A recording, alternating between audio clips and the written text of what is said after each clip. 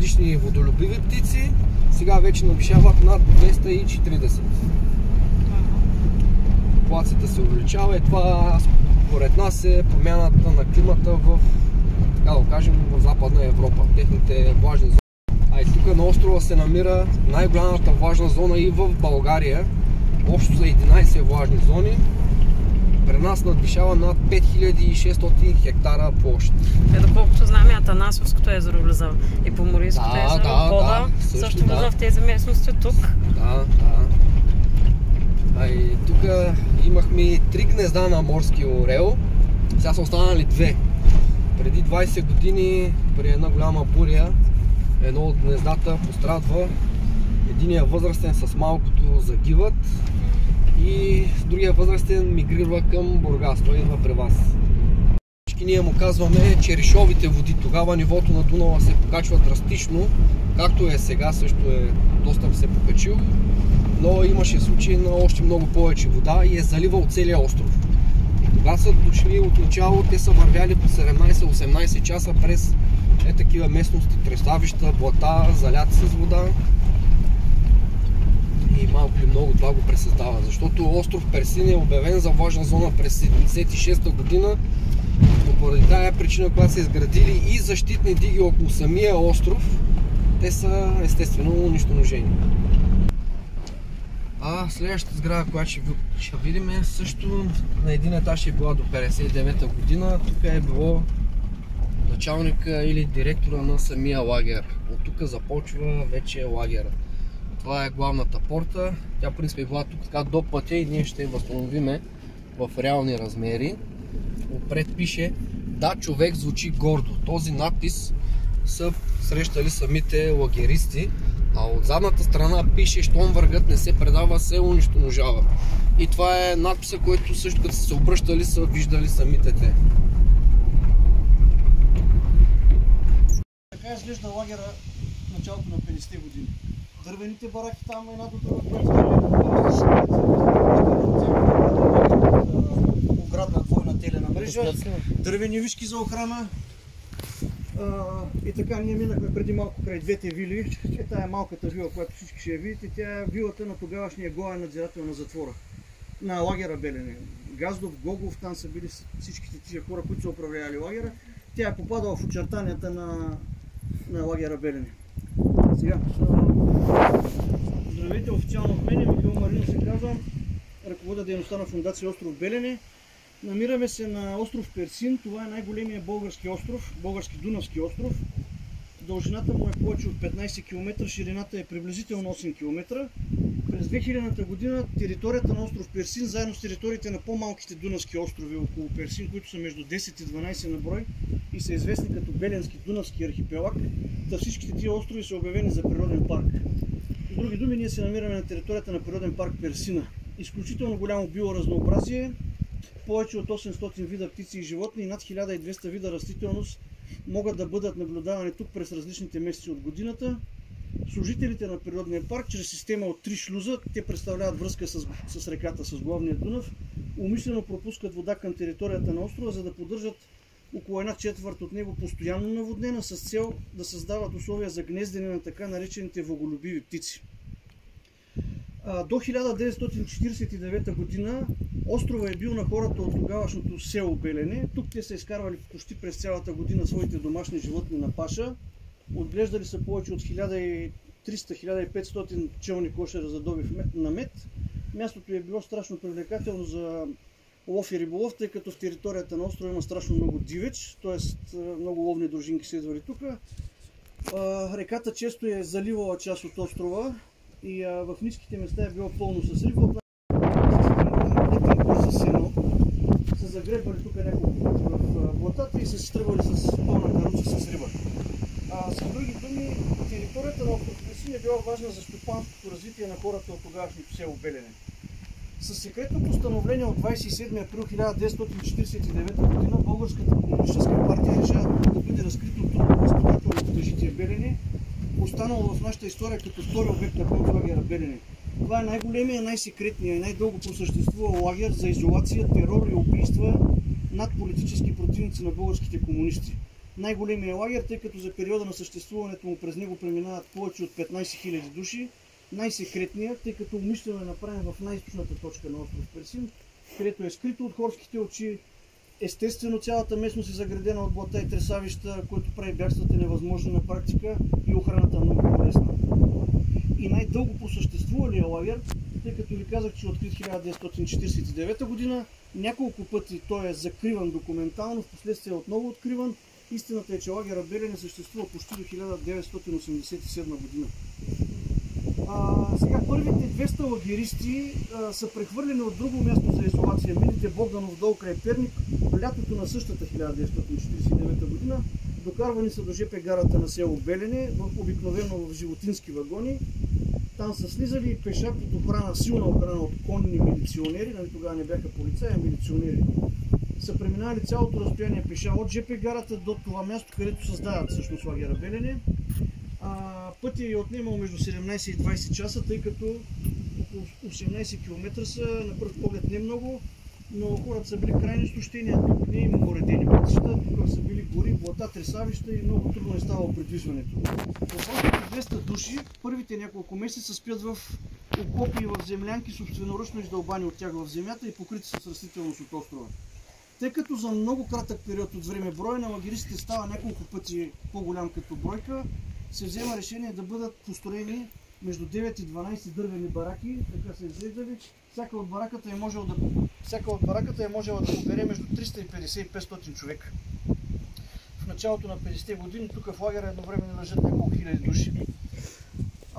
Първите хора, които лежат в нашия лагер, са офицери, висши офицери от българската армия. На опозиционни партии, едри земеделци, индустриалци, обикновени български селяни, несъгласни с политиката на колективизация и национализация, провеждана от партията, т.е. насилственото отнемане на бизнесите на хората, земите, животните и така.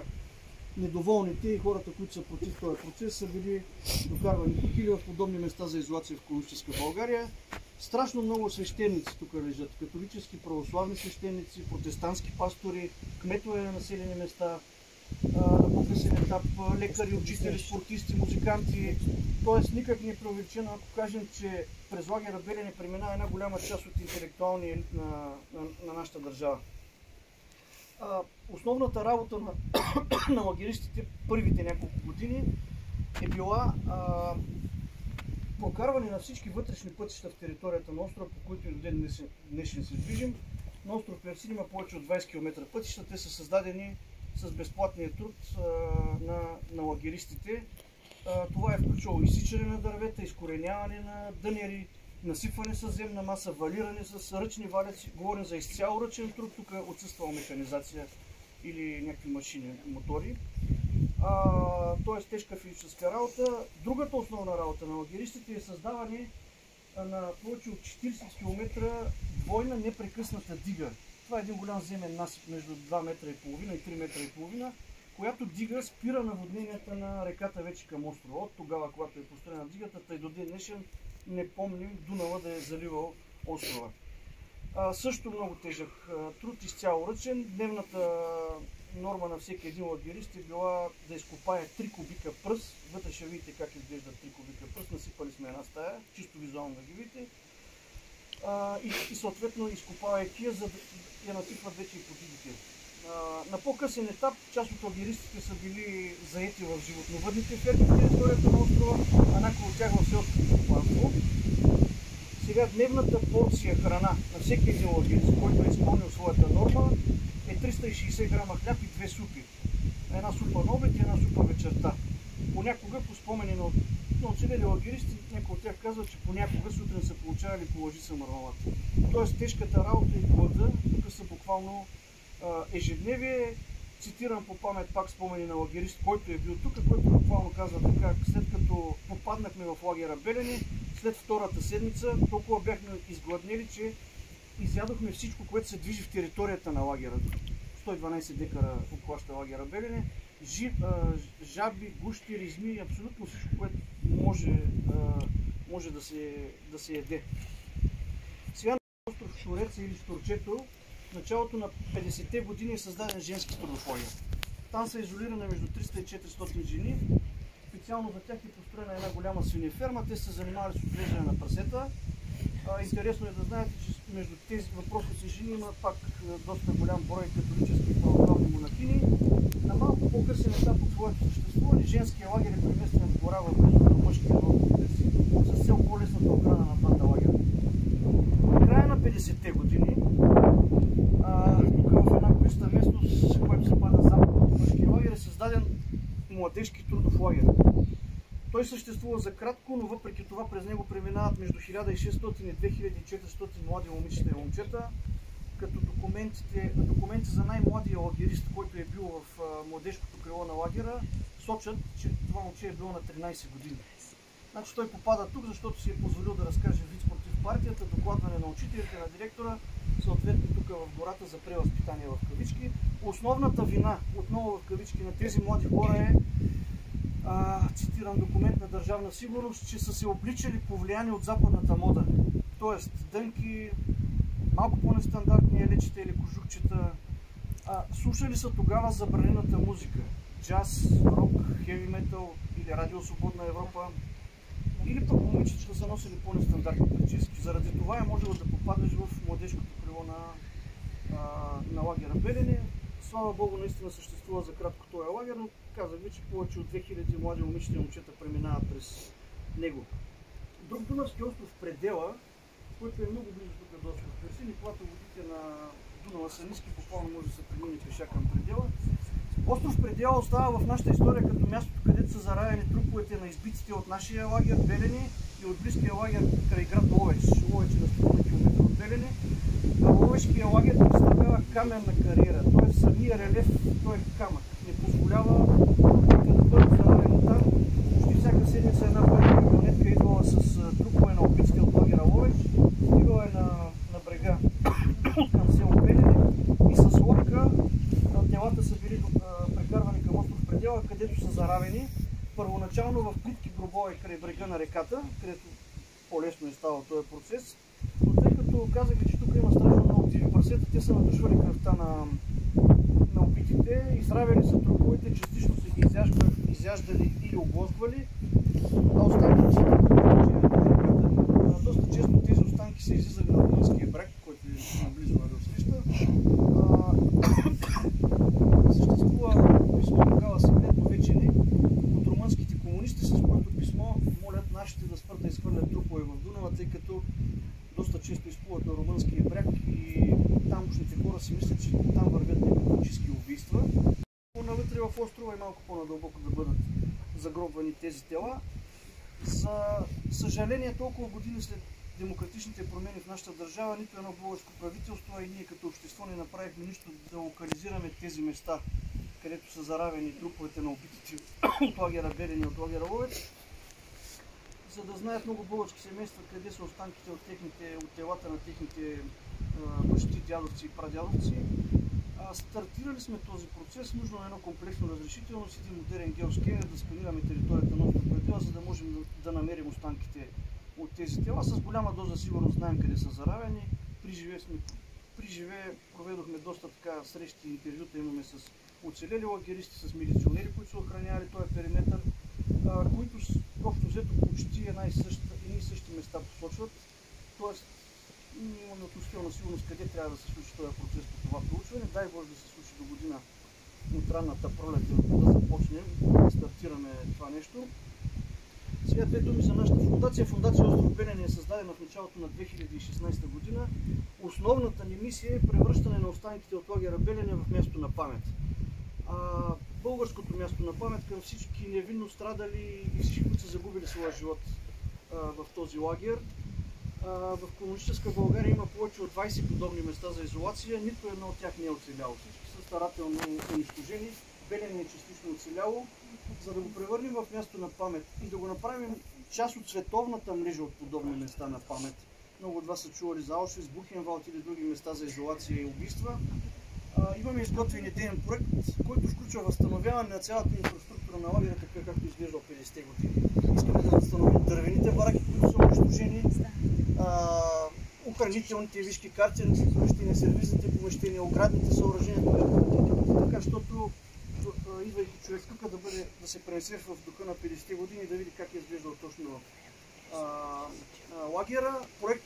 Проектът ни е готов е за реализация. Последните няколко години търсим източници за финансиране, тъй като не е скъп като проект, но не е ефтин сумата, която трябва около 1 милион евро, за да възстановим изцяло инфраструктурата на лагера. Сега през последните повече от 10 години вече станаха.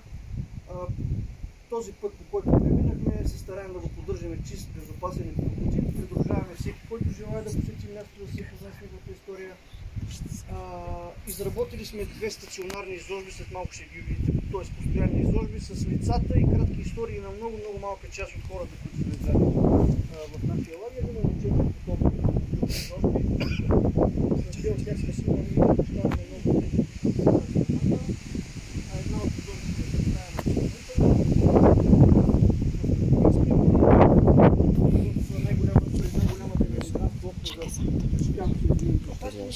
през годините са участвали и организатори в много конференции, кръгли маси дискусии, свързани с темата за паметта и местата за изолация в Комунистическа България, в част от лагера Белене.